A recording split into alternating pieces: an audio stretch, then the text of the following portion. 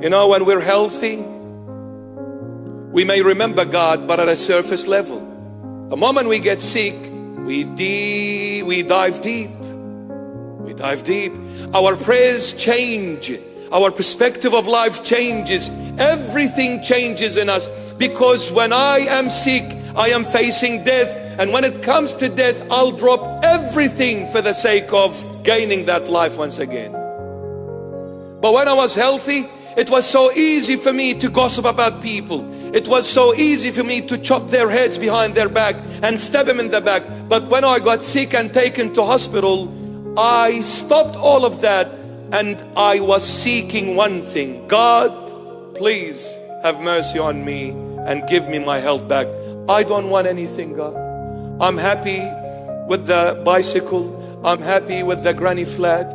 I'm happy with that little shed. I'm happy with everything, God. As long as, please, God, I want to die. Please, God, I don't want to die. Well, why don't you behave like that all the time?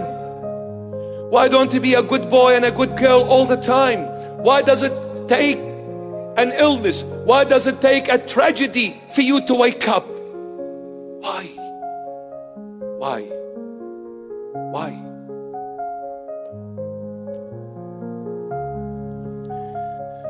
The problem is when I focus on me.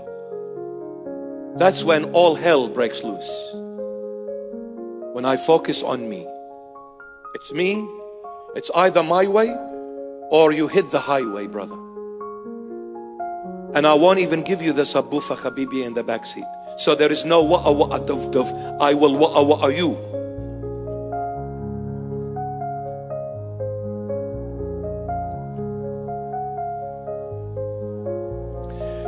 When I go through some trouble, all of a sudden, I'm not interested in any topics.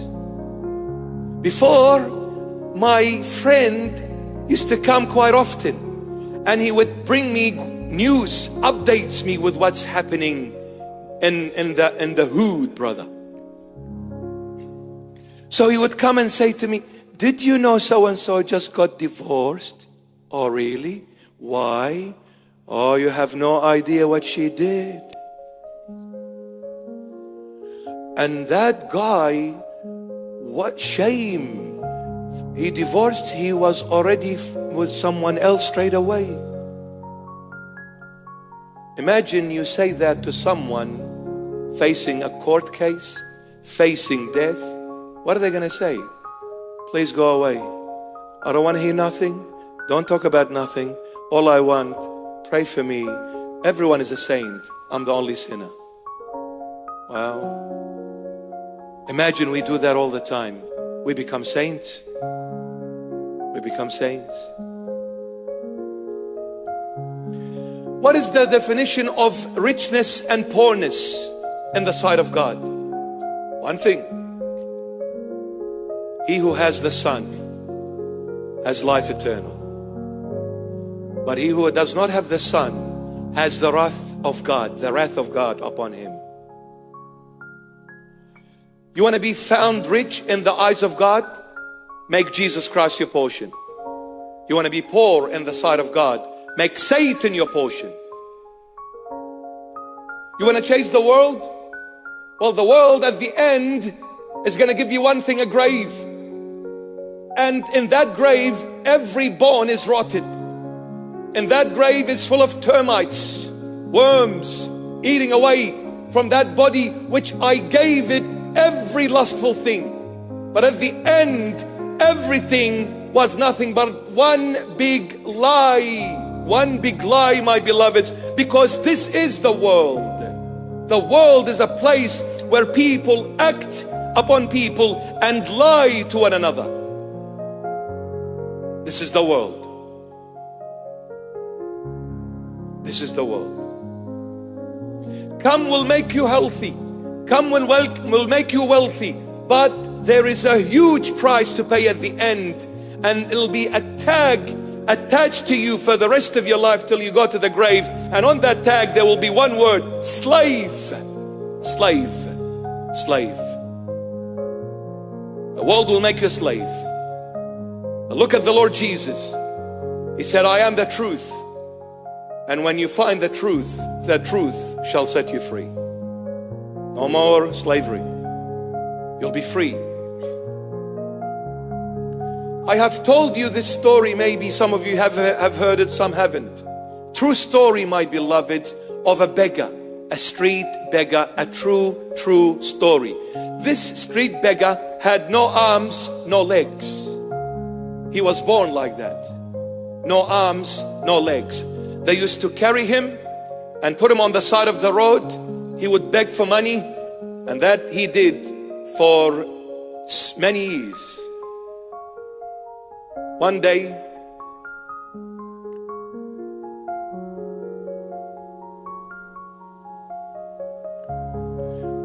that was a different topic.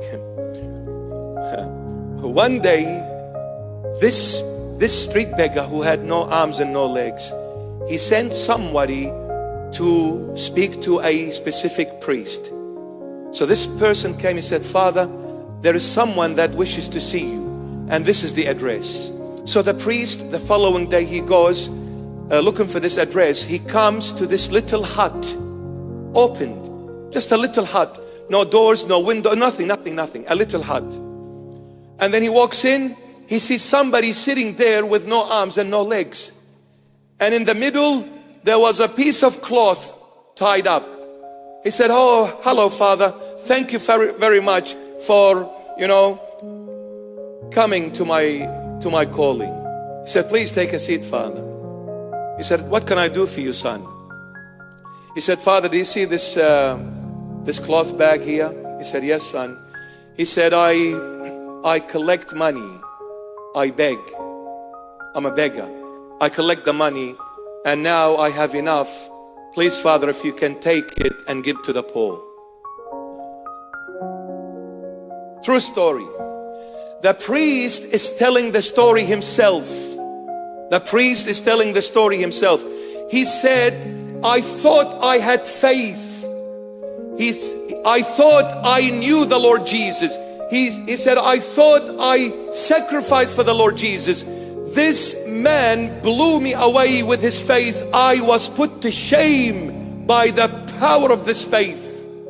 He said, I was dumbfounded. I was speechless. I couldn't reply. I couldn't say a word. I was just numb. I took the bag and I distributed to the poor people, knowing fully there is no one poorer than you, my dear friend. You are the poorest of all, and you are begging for money to give to the poor. He said he would send after me every month, every 6 weeks. Come and collect the bag, Father. One day I went to collect the bag. He said, Father, today is the last day I'm going to give you this bag, because tomorrow the Lord has taken me to Him. He said, the Lord came just before you came, Father. He came in person, no dream, no nothing. In person, He walked the Lord into that little hut. He said, my son, on earth you carried the cross for me. On earth you suffered like the poor Lazarus suffered. On earth you were rejected. On earth you were not even known. On earth probably people spoke badly about you. On earth some walked by and laughed at you. Some people ridiculed you. Maybe some people threw the money in your face. Whatever, but you carried the cross faithfully and loyally, and you collected that money day in and day out to feed the poor, yet you were the poorest of all those poor. On earth you had no legs and no arms, but my son, I'm telling you, tomorrow I will give you the wings of an eagle, and you will soar in the heaven of all heavens for me. He said, Father, I won't be here tomorrow. My Jesus came and He's taken me home, and He's gonna give me legs that I can run faster than a gazelle, and He is gonna give me the wings of an eagle. I'll put everyone to shame. Father, take care, be good. Second day came, he flew home. What matters is the end. What matters is the end. People work hard to make something for themselves in order to be able to retire and live a comfortable life. They collect it for the end, not for the beginning. But the issue is, what are we collecting things for? Here, death will take it away from us. But over there, nothing can take it away from us. Nothing.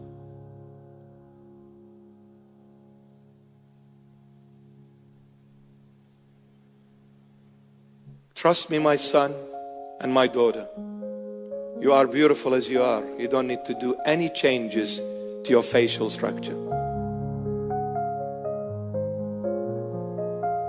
But one thing you need to do, have a change of heart.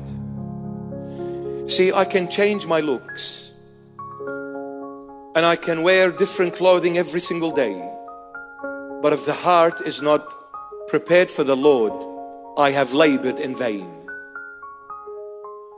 Because sooner or later, time will put wrinkles on this face that once upon a time looked so beautiful. Age, time will eat it away. But when I give my heart to the Lord Jesus and say, Lord, you make it beautiful. You make it a place for you to dwell in, worthy of your dwelling in. Lord, I give you my heart so that I live with you forever. This is the richness of the man. Even if you may live materialistically poor, but when your heart is for the Lord, you are the richest of all. You are the richest of all. It is not materialism that determines whether you are rich or poor. It is your faith and love for Jesus Christ of Nazareth that determines whether you are rich or poor. So many rich people shall be poor at the end, and so many poor people shall be rich in the end. Oh my goodness. It's an empty world if you are chasing it. Don't you ever do that. So beautiful it is when I have money and before I come and eat, I remember somebody starving. Oh, so beautiful. So beautiful. I say, Lord, you're putting food on the table. The food is from the Lord, not from me. The house is from the Lord, not from me. Everything is the Lord's. This body, the soul, the spirit, this life, everything is the Lord's. Everything belongs to Him. Sooner or later, every human being will come to this realization.